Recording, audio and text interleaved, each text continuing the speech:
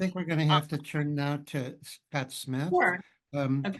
uh, for anyone who hasn't been following this issue, Scott has been the citizen whistleblower who's been the catalyst for holding the government accountable.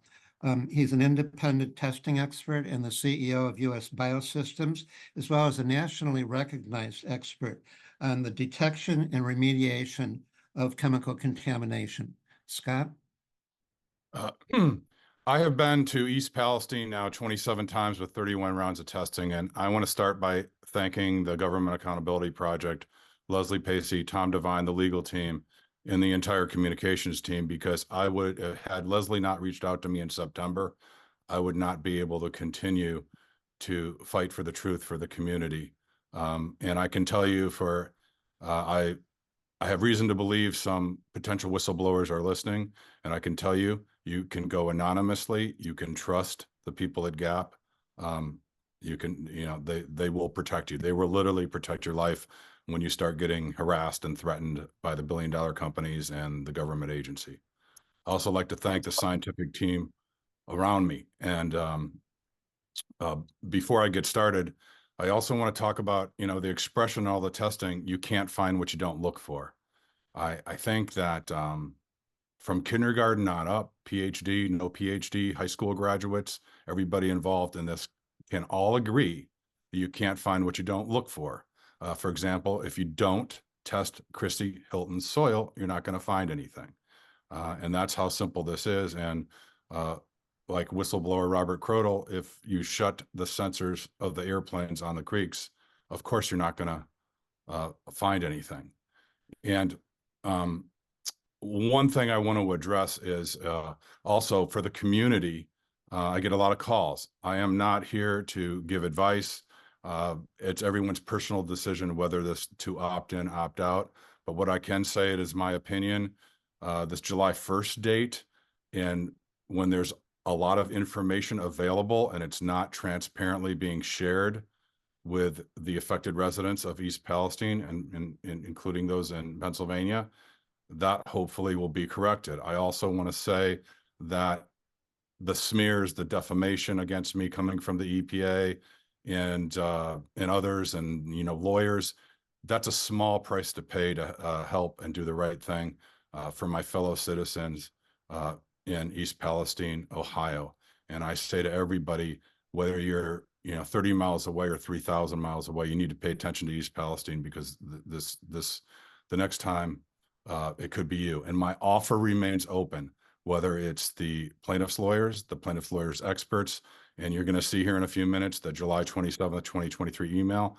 My offer remains open to sit down with the EPA, no matter what they say about me, anybody. I will transparently share my detailed data as long as it's reciprocal. With that being said, I think it's time to share screen. So can everybody see this? Everyone can see my screen now? Tom? Yes, well, I can. Okay. Well, I want to address an issue because the EPA and a lot of people have been calling up media and saying Scott Smith is in business. He's a businessman. You shouldn't believe him. Well, I'm here to say, yeah, Scott Smith's in business, a businessman. So what? So is everyone else. And I want to start, Thomas Edison, by the way, was born in Ohio.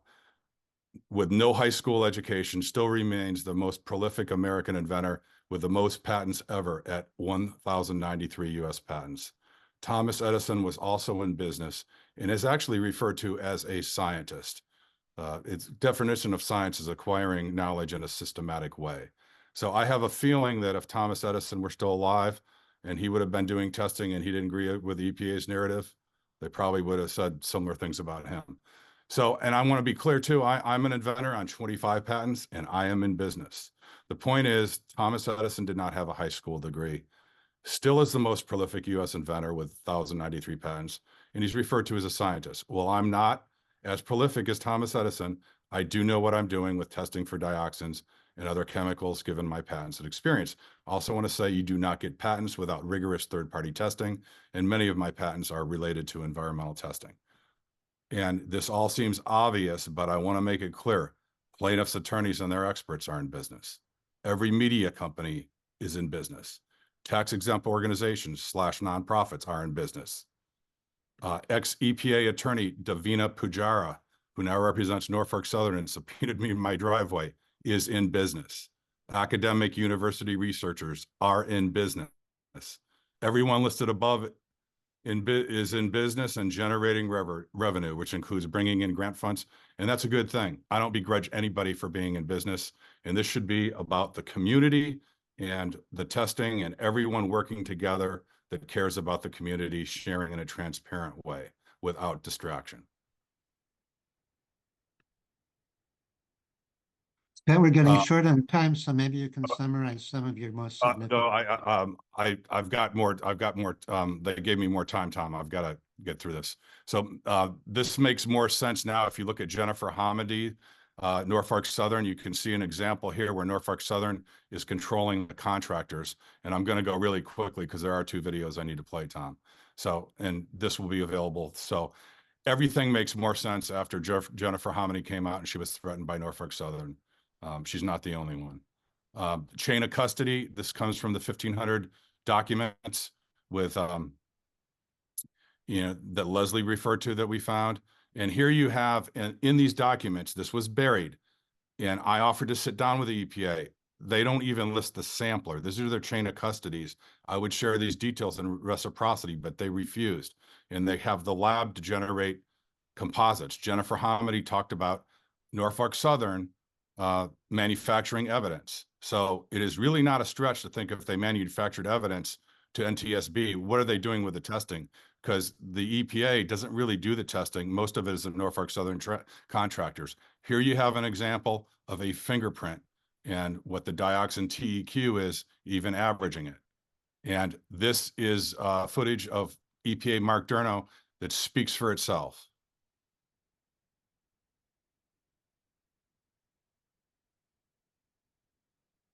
Sure. My name is Mark Durno, MARK, DURNO, EPA, on-scene coordinator for the Flint drinking water response. Today, we did a small talk about the lessons learned from a lot of our community engagement and working with non-government organizations during the Flint drinking water response.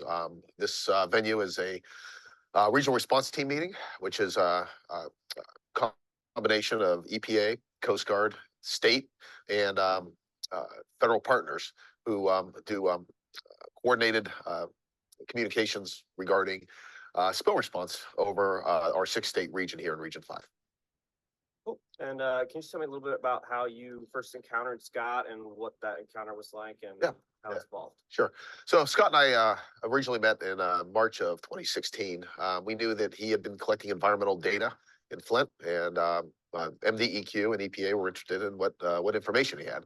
So we met initially, and we had some disagreements initially about the type of data that he was collecting.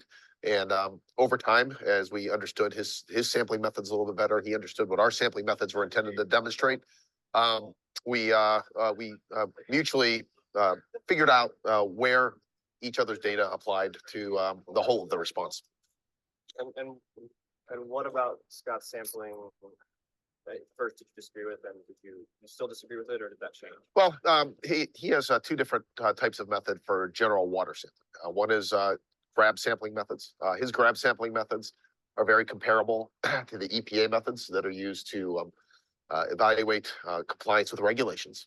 Those grab samples, his data and our data, we've compared them side by side, and they look almost identical. So we do not dispute his data. Now, we did not specifically review his on-site methods, but again, the data is so comparable that we certainly don't dispute his information. And just with regard to how Scott interacts with the community, and what have you observed, and is that an asset in terms of? So Scott clearly has a strong rapport with some of the very vocal, very concerned, and very active community members, residents who choose to get engaged, become informed.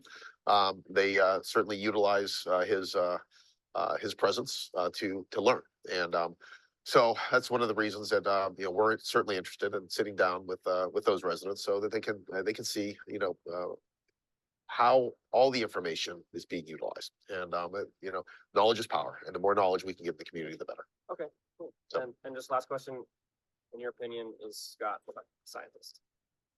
Well, I've never worked with him until this response. He certainly understands environmental sampling. He certainly understands how to use appropriate laboratories, both for the chemical work that he's doing, the biological work that he's doing. So from that perspective, he seems qualified to collect samples and collect and share data. Certainly. Scott, thank you very much. We're going to have to go to the next panelist for everybody to get a chance. We'll be putting the next YouTube link on our website with an explanation of how it reinforces what Scott has told us already. For anybody who's watching, this is directly contradictory to Mr. Durno's current perspective after the East Palestine accident on the credibility of Scott's work and data.